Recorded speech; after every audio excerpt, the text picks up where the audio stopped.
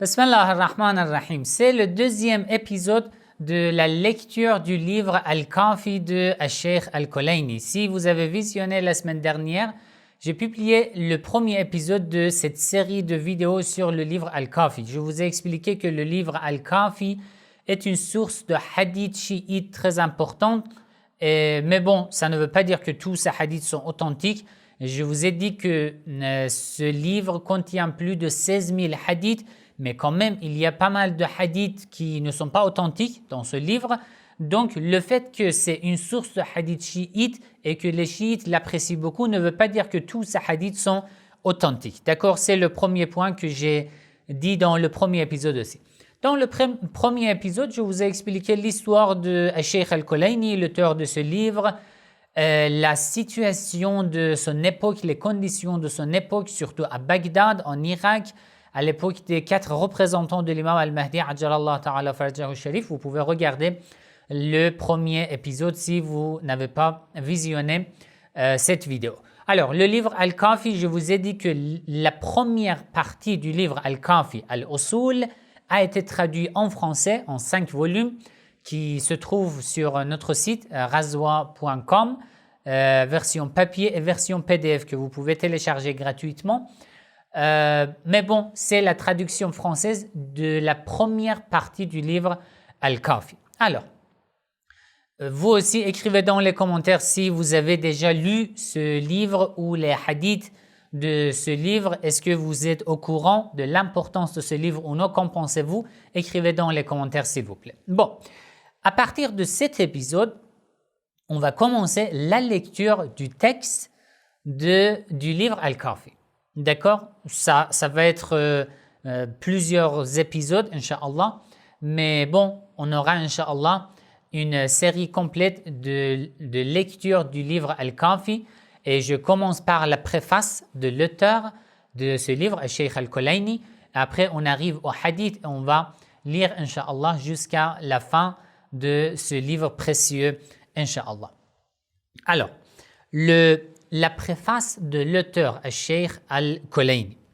En fait, pourquoi je commence par la préface au lieu d'aller directement sur les hadiths? Parce que dans les livres anciens, maintenant aussi c'est pareil, mais parmi les savants anciens, la préface du livre avait une importance, on peut dire énorme.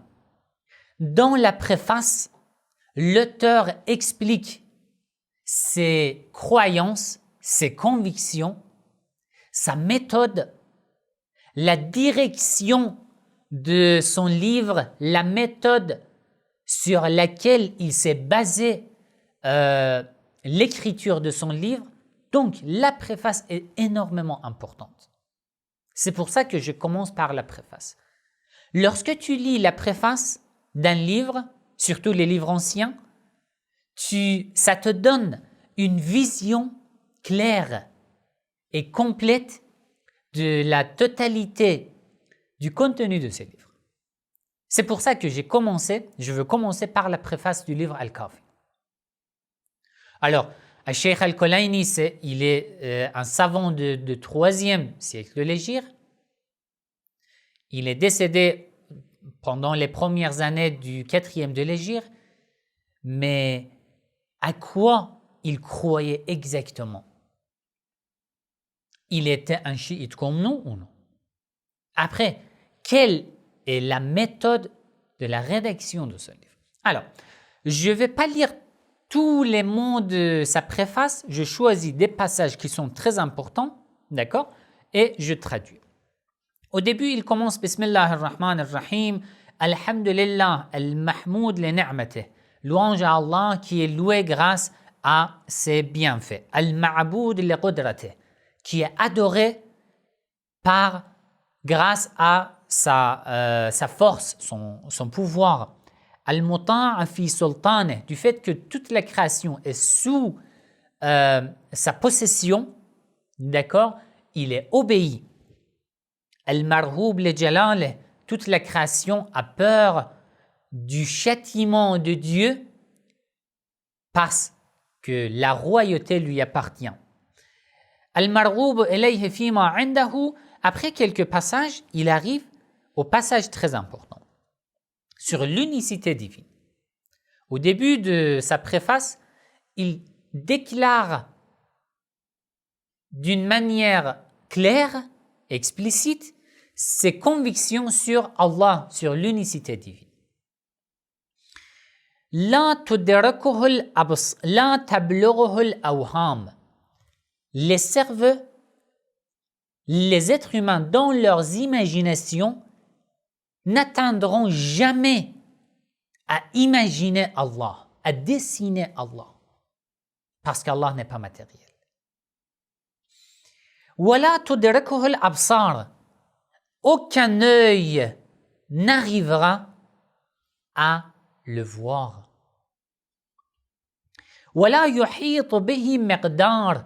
Il n'a aucune dimension, car il n'est pas matériel, Allah. عجزت دونه العبارة. Les mots sont incapables de décrire les attributs de Dieu.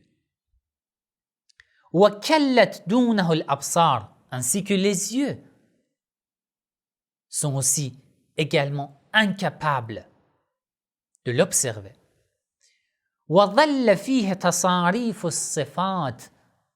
Les attributs, les caractéristiques, les particularités qu'on attribue aux êtres humains ou à la création de Dieu sont incapables d'expliquer ce que Allah détient. احتجب بغير حجاب محجوب. Allah n'est pas apparent devant nos yeux. Il est caché. Mais il n'y a pas de rideau. Il n'y a pas quelque chose qui cache Allah. C'est son existence. À cause de son existence qu'il est invisible aux yeux des êtres humains.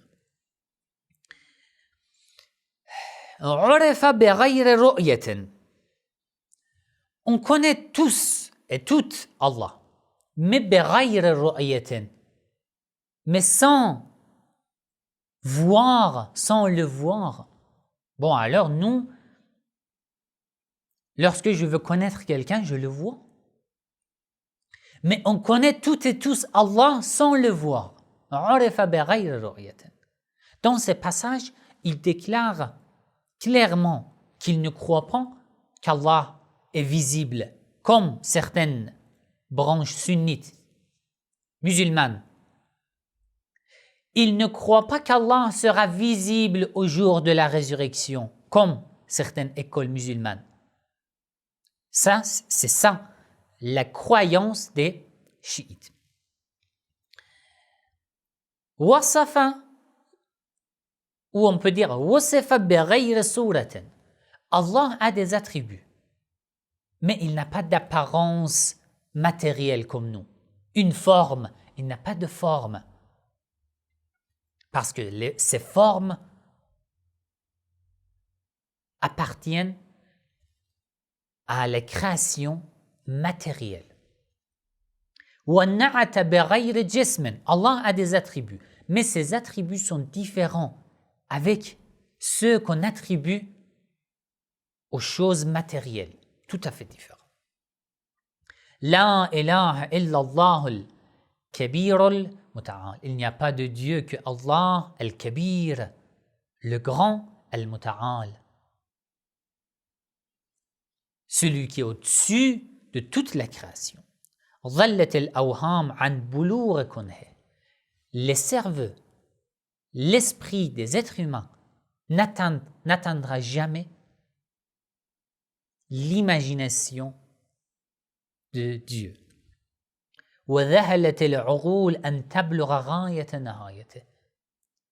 Et l'esprit des êtres humains, al-aql, est incapable d'atteindre la profondeur de l'existence de Dieu. Jamais.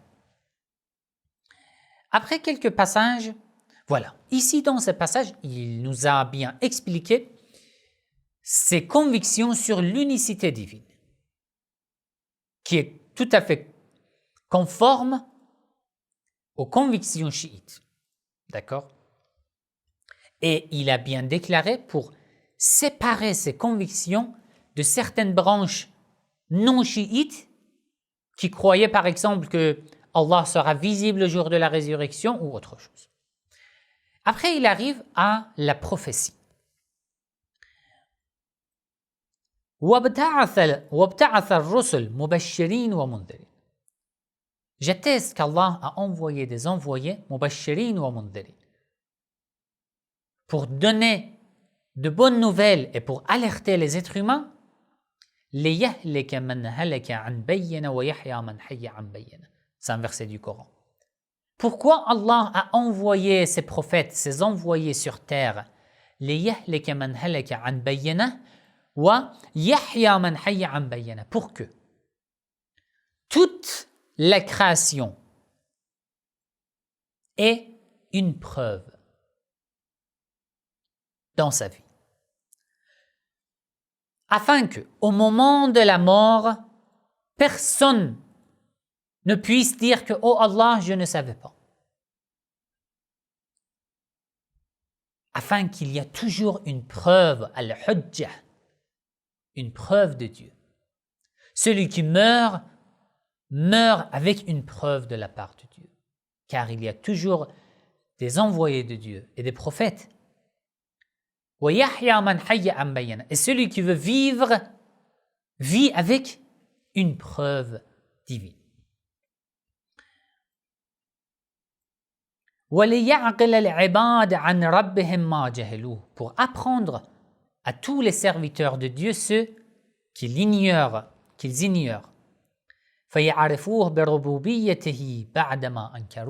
Pour apprendre aux gens qui refusaient qu'Allah est leur Seigneur, pour qu'ils connaissent parfaitement leur Seigneur.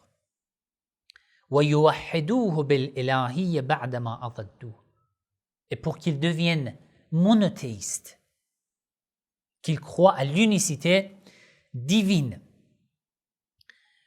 Encore après quelques passages, il dit wa ashhadu an la ilaha illallah wahdahu la sharika lah. Allah n'a pas d'associé. Ilahan, c'est un Seigneur. Wahidan, unique. Ahadan. Je vous ai déjà expliqué la différence entre wahid et ahad, d'accord, dans les lives de questions-réponses. Samadan lam yattakhidh sahibatan wala walada. Après, il arrive à la prophétie du prophète Muhammad sallallahu alayhi wa sallam. Ashhadu anna Muhammadan sallallahu alayhi wa alihi abdun intajabahu. J'atteste que Muhammad est son serviteur élu.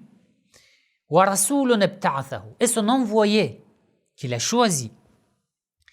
Ala hin fatratin min ar-rusul, alors que pendant quelques moments, pendant une période, il n'y avait plus de prophètes. Wa inbisat min al-jahl, alors que l'ignorance avait couvert l'humanité, d'accord, wa ama an al-haq, et que l'humanité était devenue aveugle et n'arrivait pas à voir la vérité. Wa anzala ilayhi al-kitab, Allah a envoyé son prophète Muhammad sallallahu alayhi wa sallam et lui a envoyé son livre, le Coran. Fihi al-bayan wa at-tibyan. Vous voyez, au début, il a déclaré ses convictions sur l'unicité divine. Après, sur la prophétie de tous les prophètes. Puis sur la prophétie du prophète Muhammad sallallahu alayhi wa sallam. Ensuite, sur le Coran. Fihi al-bayan wa at-tibyan. Le Coran explique tout. Wa at-tibyan, et interprète tout. Dans le Coran, tu peux trouver tout ce dont tu as besoin. Qur'anan arabiyyan ghayra dhi iwajin la'allahum yattaqun. C'est un verset du Coran. D'accord? Qad bayyanahu lin-nas. Le prophète est venu et a expliqué et a appris le Coran aux gens. Wa nahhajahu bi'ilmin qad fassalahu. Et a interprété le Coran grâce au savoir obtenu par Allah. Wa dinan qad awdahahu. Et grâce à la religion qu'il avait appris par Allah. Puis il a expliqué les obligations de Dieu, les interdictions de Dieu. وأمورا قد كشفها لخلقه وأعلنها فيها دلالة إلى النجاة ومعالم تدعو إلى هدى. Tout ce dont l'humanité avait besoin dans le Coran, le prophète Mohammed sallallahu alayhi wa sallam leur a expliqué. Pour les guider vers le droit chemin, pour les éloigner de l'égarement. D'accord? Après, فَبَلَّغَ صَلَّى اللَّهُ عَلَيْهِ وَسَلَّمَ مَا أُرْسِلَ بِهِ. Le prophète a accompli parfaitement son émission, pour laquelle il a été envoyé vers l'humanité. وَأَدَّى مَا حُمِّلَ مِنْ أَثْقَالِ النُّبُوَّةِ. Les responsabilités lourdes de la prophétie qu'Allah avait confiée au prophète Mohammed sallallahu alayhi wa sallam, il a réussi à tout accomplir parfaitement. وَصَبَرَ لِرَبِّهِ. Il était tellement patient, juste pour son Seigneur, pour la satisfaction de son Seigneur. وَجَاهَدَ فِي سَبِيلِهِ. Il a fait le djihad tout au long de sa vie, dans le chemin de son Seigneur. وَنَصَحَ لِأُمَّتِهِ. Pour son peuple, le prophète Mohammed sallallahu alayhi wa sallam était un guide qui les conseillait, qui faisait des prêches pour les guider vers le droit chemin. وَدَعَاهُمْ إِلَى النَّجَاةِ. Pour les appeler vers le sauvetage, pour les sauver de l'obscurité vers la lumière. وَحَثَّهُمْ عَلَى الذِّكْرِ وَدَلَّهُمْ عَلَى سَبِيلِ الْهُدَى. Et après quelques passages, فَلَمَّا انْقَضَتْ مُدَّتُهُ. Lorsque les derniers moments de la vie du prophète Mohammed sallallahu alayhi wa sallam sont arrivés. Et là, il arrive à déclarer, à parler de la question de l'imam Ali alayhi salam et des imams alayhi salam.